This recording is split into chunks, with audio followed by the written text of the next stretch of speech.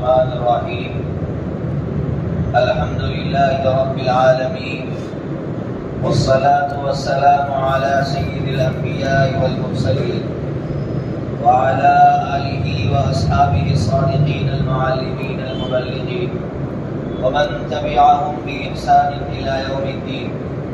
أما بعد فأعوذ بالله من الشيطان الرجيم. بسم الله الرحمن الرحيم. ورهبانية ابتدعوها ما كتبناها عليهم إلا ابتغاء رضوان الله وما رعوها حق رعايتها وآتينا الذين آمنوا منهم أجرهم وكثير منهم فاسقون. صدق الله العظيم. واجب الاحترام معزز میرے دینی بھائیوں، اسلام سے پہلے اللہ تبارک و تعالی نے جتنے دین سماوی ہے، یعنی اللہ رب العزت نے آسمان سے جو مذاہب اتارے ہیں ان میں مشہور مذہب یہودیت کا ہے اور اس کے بعد نصرانیت کا ہے. میں اس وقت کوئی بیان کرنے کے لیے نہیں بیٹھا ہوں. میں اپنے اکابرین کی موجودگی میں اور اپنے بڑوں کی موجودگی میں بس ایک فتنے کی طرف آپ کو لے جانا چاہتا ہوں. یہودی مذہب ختم کیسے ہو گیا؟ اس میں تحریف کیسے ہوئی؟ تحریف کہتے ہیں چینجز، تبدیلی کو. یہودی مذہب اس دنیا سے ختم کیسے ہوا؟ اس میں تبدیلی کیوں آئی اور لوگوں نے اس مذہب سے نفرت کیوں کی؟ یہ ایک بڑا سوال ہے. چونکہ نوجوانوں کا طبقہ بیٹھا ہوا ہے اس لیے میں یہ بات آپ کے سامنے پیش کر رہا ہوں. یہودیت سے نوجوانوں نے نفرت، انسانیت نے نفرت اس لیے کی کہ یہودی مذہب صرف مالداروں کے لیے رہ گیا تھا، غریبوں کے لیے مشکل بن گیا تھا. یہ مختصر سا خلاصہ سنا رہا ہوں. پہلا پارہ آپ پڑھیے سورہ بقرہ. پورے سورہ بقرہ کا خلاصہ اور نچوڑ یہی ہے کہ یہودیت کو امیروں کے لیے بنایا گیا اور غریبوں کے لیے مشکل بنا دیا گیا، تو اس مذہب سے پوری انسانیت نے نفرت کیا اور وہ مذہب ختم ہو گیا. کیسے؟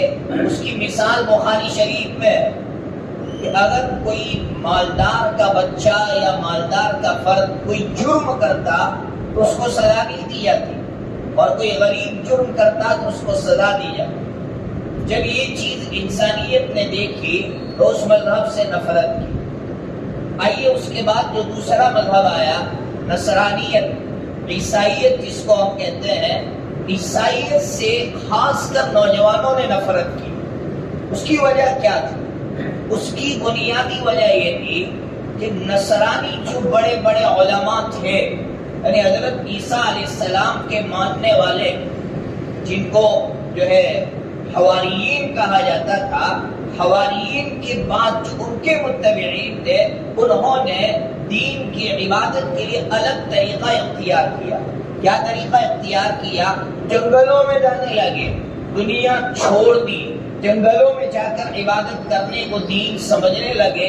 تو یہ جو ہمارے نوجوان بھائی تھے وہ یہ سمجھے یار یہ دین تو بہت مشکل ہے، اس دین کو اپنانا ہے تو گھر چھوڑنا ہوگا، اس دین کو اپنانا ہے تو بیوی بچوں کو چھوڑنا ہوگا، تو یہ تو ہمارے لیے مشکل ہو گیا. جب مشکل ہو گیا تو عیسائیت کو نوجوانوں نے چھوڑ دیا.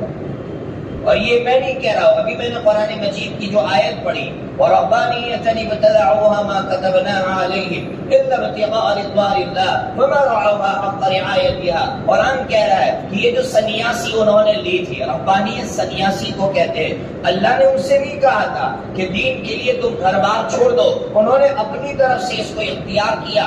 ایک وقت آیا کہ ان میں کے اکثر لوگ فاسق ہو گئے، گنہگار ہو گئے. ایک بات، ایک پوائنٹ ہمیشہ زندگی میں یاد رکھنا، جو دین غریبوں سے اور نوجوانوں سے جڑا رہے گا وہ دین باقی رہے گا. جو دین غریبوں سے اور نوجوانوں سے جڑا رہے گا وہ دین انقلابی ہے اور اس کا انقلاب قیامت تک باقی رہے گا. اور جس دین میں نوجوان دور ہو گئے، جس دین سے غریب جس دین سے نفرت کرنے لگے تو یاد رکھنا وہ دین انقلابی نہیں رہے گا. لیکن اللہ رب العزت کا احسان ہے کہ ہمیں اللہ نے جو دین دیا ہے وہ دین غریبوں کے لیے بھی ہے، مالداروں کے لیے بھی ہے، بلکہ غریبوں کی رعایت زیادہ ہے مالداروں کی بنسبت. غریبوں کی رعایت اس دین میں مالداروں کی بنسبت زیادہ ہے، نوجوانوں کی رعایت بڑوں کی بنسبت زیادہ ہے، بچوں کی بنسبت نوجوانوں کی رعایت اس دین میں زیادہ ہے. اس سے سمجھ میں آتا ہے یہ دین انقلابی ہے، یہ دین قیامت تک باقی رہے گا. لیکن دشمن عیار ہے، ہوشیار ہے، چالاک ہے. نوجوانوں کو اس دین سے دور کرنے کے لیے کیسی کیسی سازشیں رچتا ہے وہ میں آپ کو سنا رہا ہوں. حضرت نبی پاک صلی اللہ علیہ وسلم یہ دین لے کر آئے.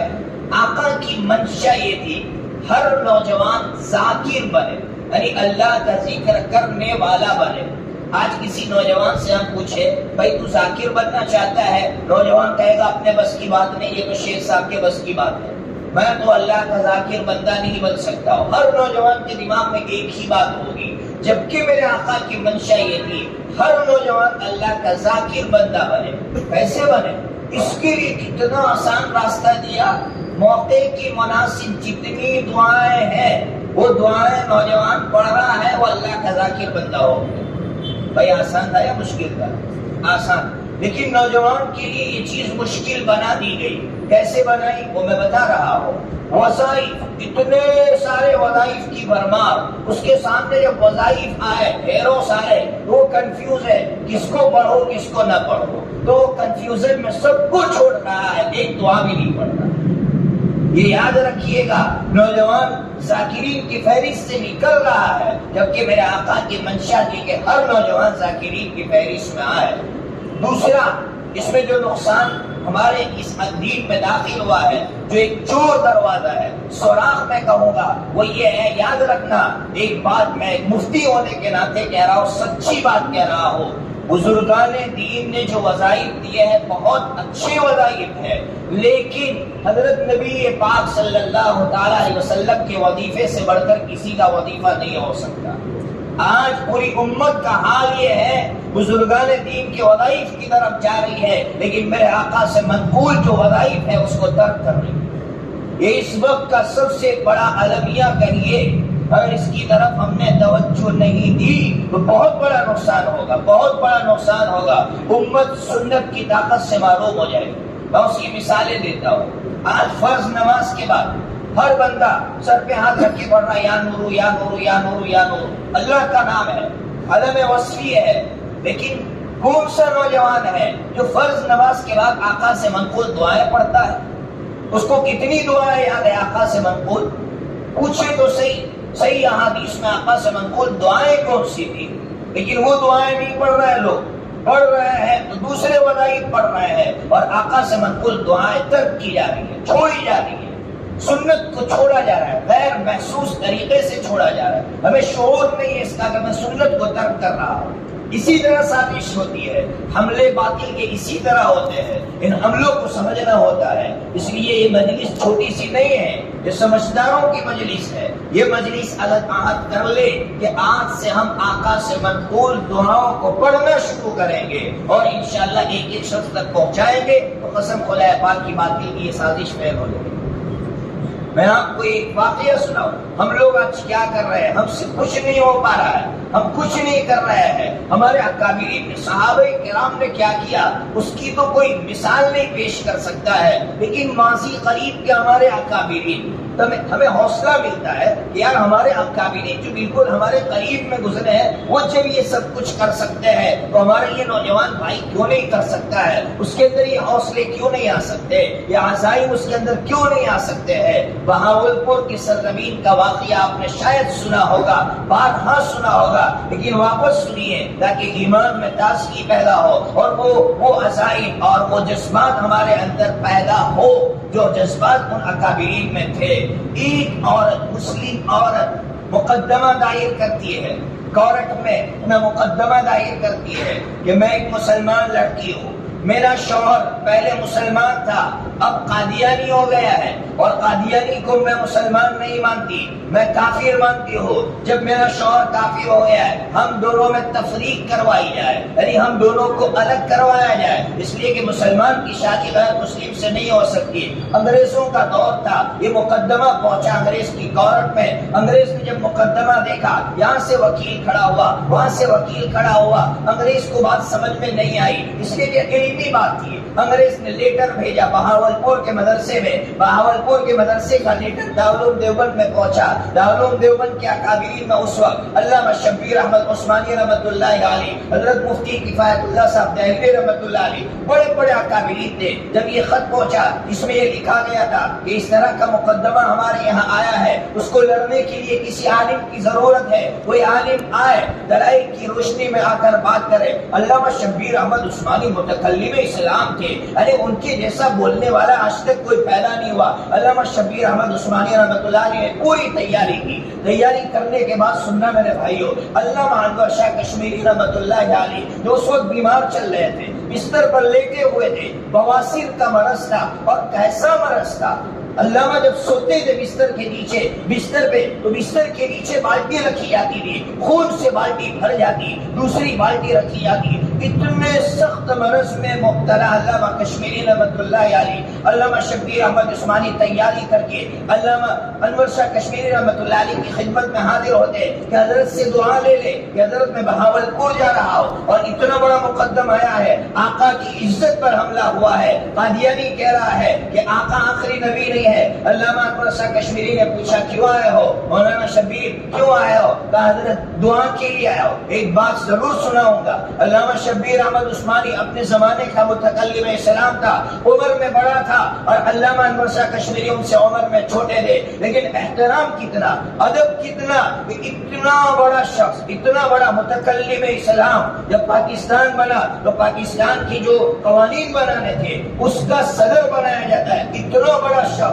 لیکن علامہ کشمیری کے سامنے گھٹنے ٹیک کر علامہ سے دعا کی درخواست کر رہا ہے۔ ہمارے لیے سبق ہے، آج ہم تھوڑی عبادت کر کے اپنے آپ کو بڑا سمجھ بیٹھتے ہیں، تھوڑا علم مجھ میں آ گیا میں اپنے آپ کو بڑا سمجھنے بیٹھتا ہوں، میں کسی کی مجلس میں شرکت کو پسند نہیں کرتا، کسی ایک عامی شخص کے بیان سننے کو میں پسند نہیں کرتا، یہ تو عامی ہے کیا بیان کرے گا، یہ تو ایسا ہی ہے۔ یہ میرے اندر کا جو کبر ہے، یہ اکابرین کا جو نظام تھا اس سے ہمیں سمجھ میں آ رہا ہے۔ بہرحال علامہ انور شاہ کشمیری کی خدمت میں حاضر ہوئے، حضرت دعا کی درخواست کے لیے آئے، کاہے کی دعا؟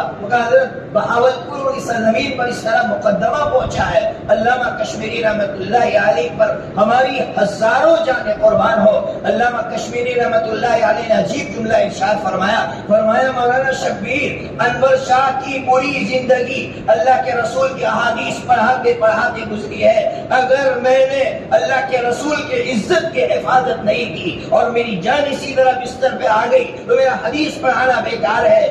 مولانا شبیر اسی طرح مجھے اٹھاؤ۔ مولانا علامہ انور شاہ کشمیری کو اسٹیشن پر اٹھایا گیا، اسی طرح حضرت کو لے جایا گیا۔ بہاولپور کی سرزمین پر جب جج نے دیکھا کہ یہ کیسے لوگ ہیں، بستر پر لیٹے ہوئے ہیں، بیمار ہے، ہمت نہیں ہے، جج نے پوچھا مولانا کیا کہو گے؟ علامہ کشمیری نے کہا کہ یہ قادیانی جھوٹ بولتا ہے۔ کہا مولانا تمہارے پاس دلیل کیا ہے؟ بات 36 سال پہلے کتاب دیکھی تھی، اس کتاب کے اندر یہ ریفرنس میں دے رہا ہوں، 36 سال پہلے جس بندے نے کتاب دیکھی ہو اس کتاب کو انہوں نے اپنے دماغ میں محفوظ رکھا تھا۔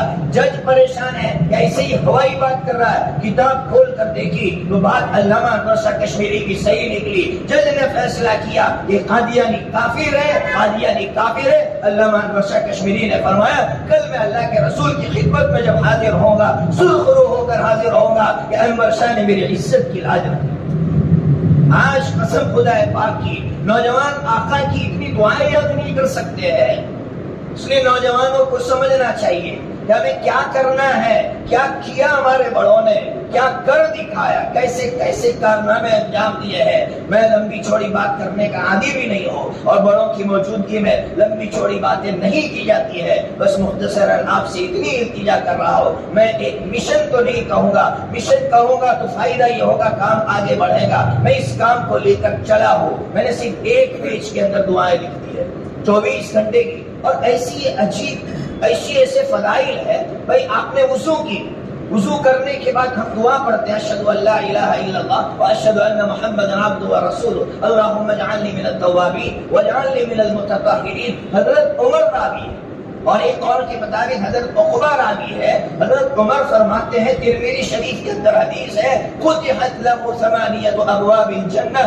اس کے لیے جنت کے 8 دروازے اللہ کھول دیتا ہے. پھر بھی ہم غافل، اتنی بڑی فضیلت سے غافل کہ جس دعا کے پڑھنے پر جنت کے 8 دروازے کھول دیے جاتے ہو اور ہم اللہ کی نظر میں ذاکرین میں شمار ہو جاتے ہو، پھر بھی ہم دعا نہ پڑھیں. نوجوان دعا نہ پڑھے. آج ہر نوجوان کو خطرہ لگا ہوا ہے، گاڑی سے اتروں گا کوئی مار دے گا، دکان چلا دے گا.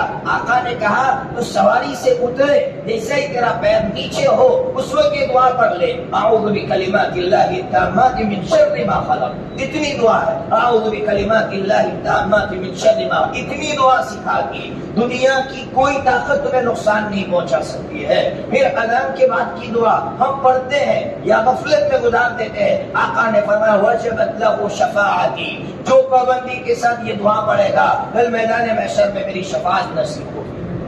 اس سے بڑی دولت کیا ہو سکتی ہے؟ ہمیں کیا چاہیے بھائی؟ میدان محشر میں ہمیں کیا چاہیے؟ آقا کی شفاعت تو چاہیے اور کچھ نہیں چاہیے. اس لیے میرے بھائیو بس ایک ہی درخواست کروں گا، ایک درخواست یہ کی کہ دعاؤں کو یاد کیجیے، پھیلائیے. ہر نوجوان کس طرح یاد کر کے آقا کی سنتوں پر عمل کرنے والا بن جائے. دوسری درخواست یہ کروں گا ہر شخص اپنے زبان کی حفاظت کرے، اپنے زبان کی حفاظت کرے. کسی کے بارے میں غلط بولنا، غلط سوچنا ہم بند کر دیں. اب یہ زمانہ ہے اپنی اصلاح کا، یہ زمانہ ہے اپنی اصلاح کا، دوسروں کی اصلاح کا نہیں ہے. اپنی اصلاح کا زمانہ ہے. ہم اپنی اصلاح کس طرح کریں اس کی کوشش ہر شخص کرے. اور تیسری درخواست کروں گا ہر نماز کے بعد دعا مانگی جو قرآن نے دعا سکھائی ہے رب اوزعنی ان اشکر نعمتک الذی انعمت علی وعلی والدی وان اعمل صالحا ترضاه وادخلنی برحمتک فی عبادک الصالحین. اس کا خلاصہ یہ ہے اے اللہ تو نے جتنی نعمتیں مجھے عطا کی ان تمام نعمتوں کا شکر ادا کرنے کی توفیق عطا فرما. میرے ماں باپ کو جو نعمتیں دی ان تمام نعمتوں کا شکر ادا کرنے کی توفیق عطا. اور دوسرا نمبر تو عجیب ہے، آقا نے فرمایا، اللہ نے فرمایا دعا مانگ کہ اللہ وہ کام کرنے کی توفیق دے جس سے تو راضی ہو جائے. اور کیا چاہیے؟ وہ شاعر نے کہا زندگی میں قدم قدم پہ تیری رضا کی تلاش ہے، تیرے عشق میں اے میرے خدا مجھے انتہا کی تلاش ہے. شاعر کہہ رہا ہے مجھے کچھ نہیں چاہیے، تیری رضا چاہیے اور کچھ نہیں چاہیے. صحابہ کرام نے یہی چیز تو پالی نا کہ اللہ نے کہہ دیا رضی اللہ عنہ، جاؤ اللہ راضی ہو گیا تو ہمیں بھی اللہ کہتے جاؤ میں تم سے راضی ہو گیا. تو اس کے لیے وہ کام اللہ دے. اللہ سے توفیق مانگو ان کاموں کی جن کاموں سے اللہ راضی ہوتا ہے. اللہ تبارک و تعالی ہمارے بیٹھنے کو قبول فرمائے، ہمارے سننے کو قبول فرمائے. اور حضرت والا کی جو دعا ہو رہی ہے، جتنی دعائیں